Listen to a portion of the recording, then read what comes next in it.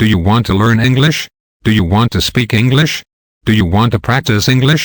Let's learn English easily. Welcome back from Learning Point 360 degree.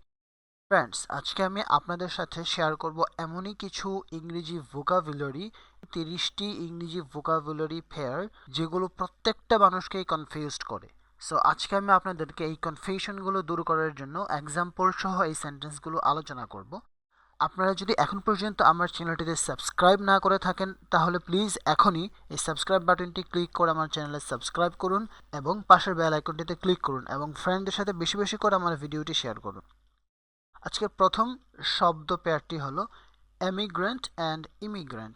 আপনারা দেখতে পাচ্ছেন যে যেই লেটারটির কারণে এখানে একটা পরিবর্তন এসেছে সেটিকে আমি ইতালিক করে নিচে আন্ডারলাইন করে দিয়েছি। এমিগ্রেন্ট শব্দটির বানান হয় ই দিয়ে, যার অর্থ হচ্ছে দেশত্যাগী বা দেশান্তরী। অন্যদিকে ইমিগ্রেন্ট শব্দটির অর্থ হচ্ছে অভিবাসী, অর্থাৎ যে কোনো একটি দেশে এসেছে। আপনারা যদি চিন্তা করে থাকেন যে বাংলাদেশ থেকে একজন মানুষ আমেরিকায় গিয়েছে, সেই ক্ষেত্রে যে লোকটি আমেরিকায় গিয়েছে আমেরিকার জন্য সে ইমিগ্রেন্ট অর্থাৎ অভিবাসী, আর বাংলাদেশের জন্য সে ইমিগ্রেন্ট অর্থাৎ বাংলাদেশ ত্যাগী, সে বাংলাদেশ ত্যাগ করে গিয়েছে। এখানে মনে রাখার সহজ উপায় হচ্ছে এমিগ্রেন্ট মানে দেশ ত্যাগী, সে দেশ থেকে এক্সিট করছে। সো যেহেতু এক্সিটের মধ্যে ই আছে, এমিগ্রেন্টের মধ্যেও ই আছে। অন্যদিকে ইন করা মানে প্রবেশ করা, ইমিগ্রেন্ট মানে কোনো দেশে থাকার জন্য আসা বা প্রবেশ করা। যেহেতু ইন শব্দটি আই দিয়ে শুরু, একই রকমভাবে ইমিগ্রেন্ট শব্দটিও আই দিয়ে শুরু। সো আপনারা খুব সহজেই এই দুটি শব্দ মনে রাখতে পারবেন। পরের শব্দ যুগল হলো প্রিন্সিপাল এবং প্রিন্সিপল। প্রিন্সিপাল PAL এই শব্দটির অর্থ হচ্ছে অধ্যক্ষ বা প্রধান শিক্ষক, আর প্রিন্সিপাল শব্দটির অর্থ হচ্ছে মূলনীতি। আমরা প্রিন্সিপাল বা অধ্যক্ষ বুঝি, আর মূলনীতি বলতে আমরা বলতে পারি customer satisfaction is the principal of our company. ভোক্তা সন্তুষ্টি আমাদের কোম্পানির মূলনীতি। পরের শব্দ যুগলটি হলো রেজিস্ট্রার অ্যান্ড রেজিস্টার। রেজিস্ট্রার হলেন একজন ব্যক্তি যার অর্থ হলো নিবন্ধন রক্ষক। আমরা ইউনিভার্সিটিতে দেখে থাকি একজন রেজিস্ট্রার থাকেন। অন্যদিকে রেজিস্টার শব্দটি হচ্ছে এটি একটি খাতা যেখানে আমরা কোনো কিছু রেজিস্ট্রি করে রাখি। সাধারণভাবে আমরা এটা মনে রাখতে পারি, আমরা সহজে রেজিস্টার খাতা বলি, বাংলায় এই কথাটির প্রচলন রয়েছে। সো রেজিস্টার মানে খাতা, আর রেজিস্ট্রার শব্দটি আমরা সচরাচর বলি না, সেই জন্য আমরা এটা এভাবে মনে রাখতে পারবো, রেজিস্ট্রার হলেন একজন ব্যক্তি বা নিবন্ধক। স্টেশনারি শব্দটির অর্থ হলো স্থির বা নিশ্চল, যে জিনিসটাতে কোনো মুভমেন্ট হচ্ছে না, যেটা নড়াচড়া করে না। সো স্টেশন থেকে স্টেশনারি এ দিয়ে যখন হয় তার অর্থ হচ্ছে স্থির বা নিশ্চল। অন্যদিকে একই শব্দটি যখন আমরা এর পরিবর্তে ই দিয়ে বানান করব স্টেশনারি, তখন সেটি হয়ে যাচ্ছে লেখার কাগজপত্র বা অন্যান্য সরঞ্জাম, যেরকম কলম, খাতা, পেন্সিল, স্কেল ইত্যাদি। পরবর্তী শব্দ দুটি হচ্ছে হিস্টোরিক ও হিস্টোরিক্যাল। হিস্টোরিক শব্দটির অর্থ হচ্ছে ইতিহাসের বিখ্যাত কোনো ব্যক্তি বা গুরুত্বপূর্ণ বস্তু। অন্যদিকে হিস্টোরিক্যাল শব্দটির অর্থ হচ্ছে ঐতিহাসিক। উদাহরণস্বরূপ আমরা বলতে পারি Bangabandhu Sheikh Mujibur Rahman is a historic person in the history of Bangladesh. বাংলাদেশের ইতিহাসে বঙ্গবন্ধু শেখ মুজিবুর রহমান একজন অতি গুরুত্বপূর্ণ ব্যক্তি। আর হিস্টোরিক্যাল শব্দটির অর্থ হচ্ছে ঐতিহাসিক। The Palashi battle is a historic event in Bangladesh history. বাংলাদেশের ইতিহাসে পলাশির যুদ্ধ একটি ঐতিহাসিক ঘটনা। পরের শব্দ যুগলটি হলো কমপ্লিমেন্ট এবং কমপ্লিমেন্ট। একটি হচ্ছে ই দিয়ে, আরেকটি বানান হচ্ছে আই দিয়ে। এই কমপ্লিমেন্ট শব্দটির অর্থ হচ্ছে পূরক। যেরকম আমরা ইদানিং যদি কম্পিউটার ইউজ করি সেটা আমরা টিভির পরিবর্তে ব্যবহার করতে পারি। সো আমরা বলতে পারি nowadays a computer can be complement to a television.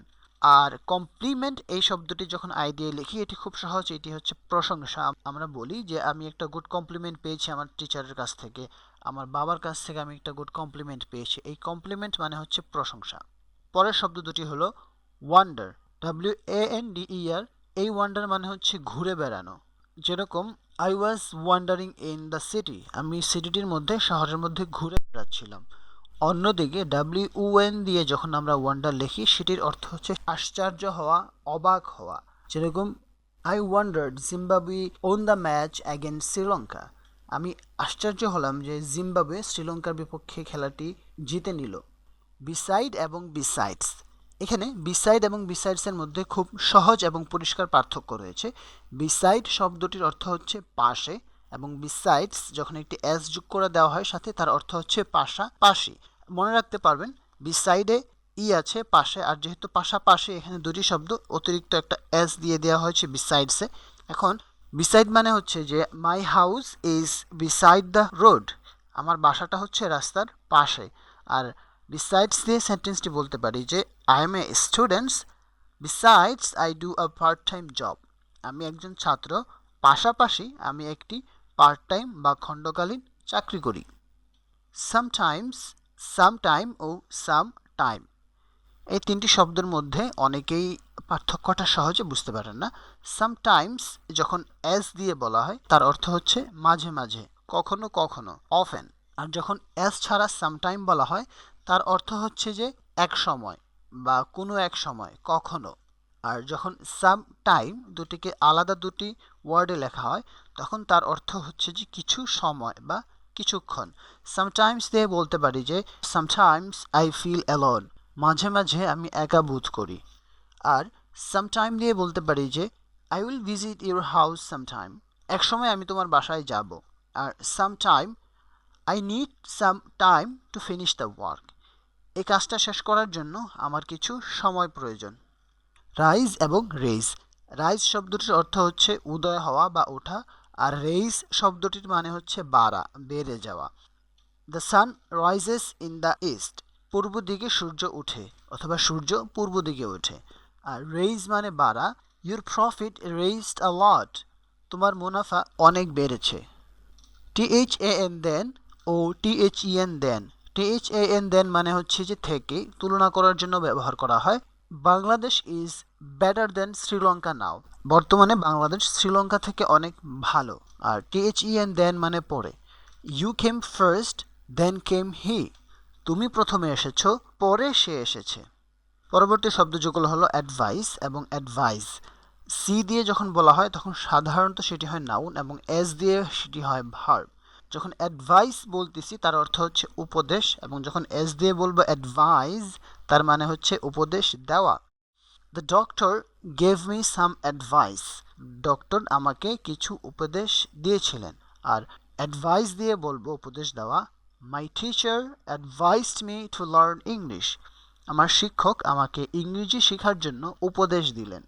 পরবর্তী শব্দযুগল হলো কোয়াইট এবং কোয়াইট। একটি হচ্ছে আপনার বানানের পার্থক্যটি দেখতে পাচ্ছেন।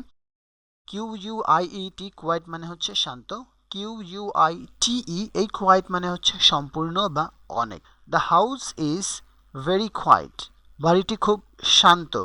অন্যদিকে আমরা বলতে পারি যে দিস ইজ কোয়াইট ডিফিকাল্ট, এটি অনেক কঠিন। অথবা you have quite a lot of money, তোমার প্রচুর টাকা আছে। ফার্দার এবং ফার্দার দুটির উচ্চারণ একই। FAR আরেকটি হচ্ছে FUR।